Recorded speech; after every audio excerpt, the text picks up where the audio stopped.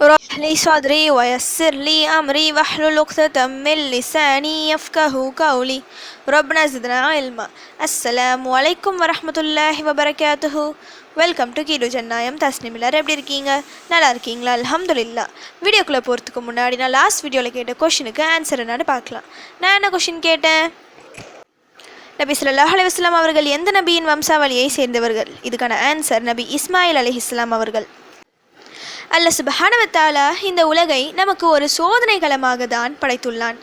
அதனால் நாம் வாழும் வாழ்க்கையெல்லாம் நிச்சயம் நமக்கு கவலை, கஷ்டம், இழப்பு என நிறைய நெருக்கடிகள் வரும். அதில் நாம் எப்படி இருக்கிறோம், அதுவே நமக்கான பரீட்சை. அந்த சோதனைகளை கையாள்வதற்கு அல்லாஹ் சுப்ஹானஹு வ தஆலா நமக்கு ஒரு ஆயுதத்தையும் தந்துள்ளான்.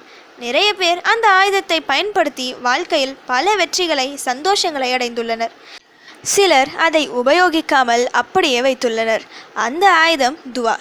அல்லாஹ்விடம் நாம் கையேந்தி துவா செய்யும் போது சோதனைகள் எவ்வளவு கடுமையாக இருந்தாலும் அதிலிருந்து எளிதில் வெளியே வந்துவிடலாம். இப்ராஹிம் அலைஹிஸ்ஸலாம் அவர்களுக்கு எதிராக அந்த நாடே இருந்தது. அவர்களை எதிர்க்க நபி அவர்களிடம் எந்த ஆயுதமும் இல்லை, துவாவை தவிர. கையேந்தி துவா செய்தார்கள். நெருப்பு குண்டத்தில் தூக்கி எறியப்பட்ட போதும் அந்த நெருப்பு அவர்களை ஒன்றும் செய்யவில்லை.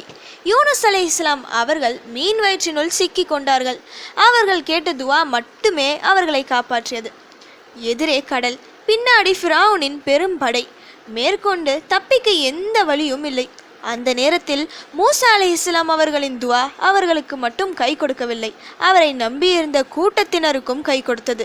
நபி ஸல்லல்லாஹு அலைஹி வஸல்லம் அவர்களை பலர் கேலி செய்தனர், கிண்டல் செய்தனர்.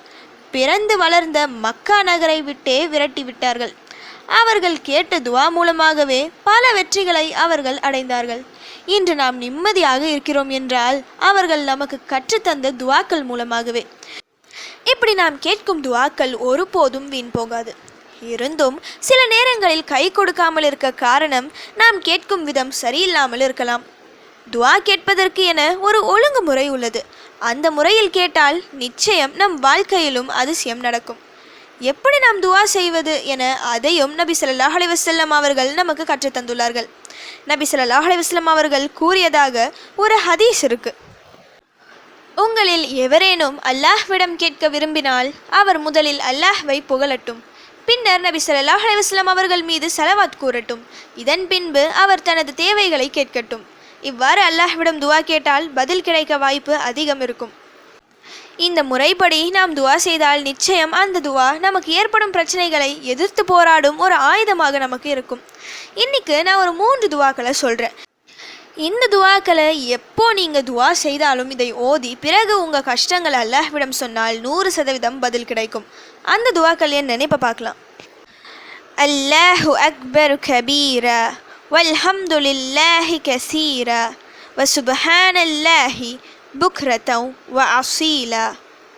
அல்லாஹ் மிக பெரியவன் என்று பெருமைப்படுத்துகிறேன். எல்லா புகழும் அல்லாஹ்வுக்கே உரியது என்று அதிகமாக போற்றுகிறேன். அல்லாஹ் பரிசுத்தமானவன் என்று காலையிலும் மாலையிலும் அவனை துதிக்கிறேன். அல்லாஹும்ம ஸல்லி அலா முஹம்மதின் வ அலா ஆலி முஹம்மதின் கமா ஸல்லைத அலா இப்ராஹீம வ அலா ஆலி இப்ராஹீம இன்னக ஹமீதும் மஜீத். اللهم بارك على محمد وعلى آل محمد كما باركت على إبراهيم وعلى آل إبراهيم إنك حميد مجيد. اللهم إني أسألك المعافاة في الدنيا والآخرة. யா அல்லாஹ், நான் உன்னிடம் உலகிலும் மறுமையிலும் முழுமையான ஆரோக்கியத்தையும் பாதுகாப்பையும் மன்னிப்பையும் கேட்கிறேன். முதல் துவா அல்லாஹ்வை புகழக்கூடிய வார்த்தைகள். இந்த வார்த்தைகளை நாம் சொல்லும்போது வானத்தின் வாசல்கள் திறக்கப்படும், அல்லாஹ்வின் அருள் நமக்கு கிடைக்கும்.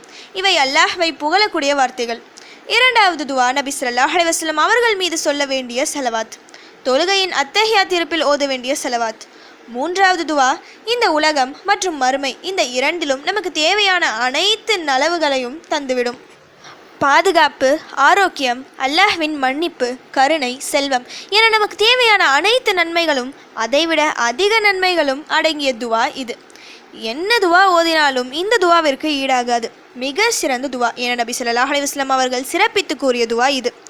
அல்லாஹ்வை புகழ்ந்து நபி ஸல்லல்லாஹு அலைஹி வஸல்லம் அவர்கள் மீது ஸலவாத் ஓதி ஈருலகத்திற்கு தேவையான நலவுகள் என ஒரு துவாவை அல்லாஹ்விடம் எப்படி கேட்க வேண்டுமோ அந்த வரிசைப்படி இந்த 3 துவாக்கள் உள்ளது. இந்த 3ஐயும் அவசியம் மனப்பாடம் செய்து வைத்து தினமும் ஓதுங்க. என் வாழ்க்கையில் அவ்வளவு கஷ்டம் வந்தது. நான் கேட்ட இந்த துவாக்கள் தான் அதிலிருந்து என்னை காப்பாற்றியது. அல்லாஹ் என்றும் என்னை கைவிட மாட்டான் என மனதார சொல்வீங்க. நார்மலாக நீங்கள் துவா செய்யும்போது இந்த 3ஐயும் ஒரு முறை என ஓதி பிறகு உங்கள் தேவைகளை உங்கள் தாய்மொழியில் கேட்கலாம். இந்த துவாக்கள் நிச்சயம் உங்கள் விதியை அழகாக மாற்றி எழுதும் இன்ஷா அல்லாஹ். ஓகே, இப்போ ஃபைனலி கொஷின் டைம். பைத்துல் மஅமூர் என்னும் இறை இல்லத்தில் ஒரு நாளைக்கு எத்தனை மலக்குமார்கள் தொழுவார்கள்? இதுதான் இன்னைக்கான கொஸ்டின். இதுக்கு உங்களுக்கு ஆன்சர் தெரிஞ்சா ப்ளீஸ் கமெண்ட் பண்ணுங்கள். அப்படி இல்லைனா ப்ளீஸ் வெயிட் பண்ணுங்கள், நான் நெக்ஸ்ட் வீடியோ போஸ்ட் பண்ணுற வரைக்கும். சுப்ஹான ரப்பிக ரப்பில் இஸ்ஸத்தி அம்மா யசிஃபூன வஸ்ஸலாமு அலல் முர்ஸலீன் வல்ஹம்துலில்லாஹி ரப்பில் ஆலமீன். அஸ்ஸலாமு அலைக்கும் வரஹ்மத்துல்லாஹி வபரகாத்துஹு.